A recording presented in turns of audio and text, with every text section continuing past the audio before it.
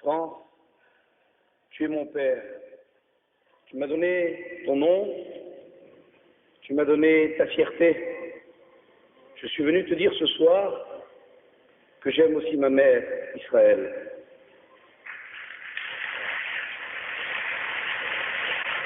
Israël, je t'aime comme on aime une mère, pas parce qu'elle est belle, pas parce qu'elle est grande, mais parce qu'elle est ma mère.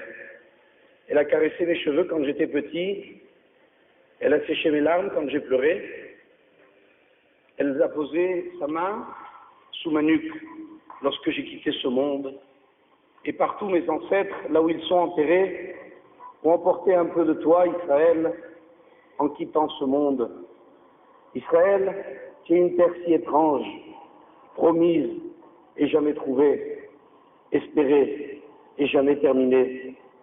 Israël, je me suis demandé où sont tes frontières, puisque personne n'est capable de les dessiner. Et je me suis dit qu'au fond, il fallait que tu sois comme cela, celle qui, comme une maman, est toujours assez grande pour accueillir tous ses enfants. Parce que je me suis souvenu que lorsque Dieu a créé ce monde, il avait dit qu'il y aurait un lieu différent des autres. C'est le lieu dans lequel la terre toucherait le ciel. Et ce lieu, c'est Israël. C'est Israël, non pas parce qu'il est grand, non pas parce qu'il est fort, non pas parce qu'il réussit. C'est Israël parce qu'il croit. C'est Israël parce qu'il espère. C'est Israël parce qu'il est toujours là où une souffrance l'appelle.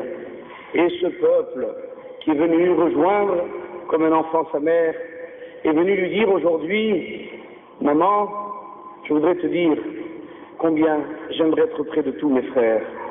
Et je me suis souvenu de cette parabole du Talmud que je dédie aux 50 ans d'Israël, celle de deux enfants qui héritèrent un jour d'un champ commun de leur père, dont ils partageaient chaque année les récoltes.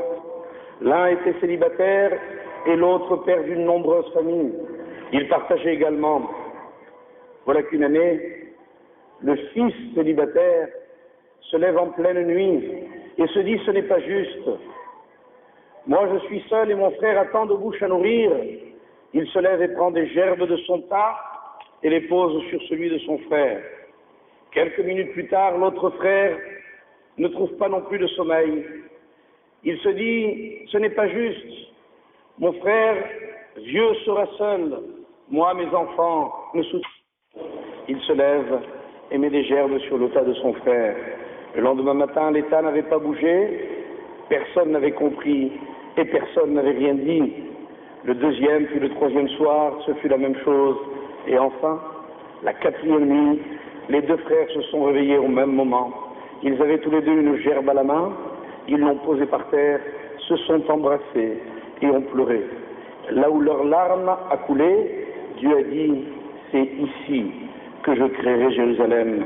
Jérusalem, appelle donc tes enfants, dis-leur qu'ils doivent ensemble bâtir une nation exemplaire dans laquelle on démontrera que le courage c'est d'abord espérer, dans laquelle on démontrera que le succès c'est apprendre de ses échecs, dans lequel on montrera que le vrai courage c'est être capable de tendre la main.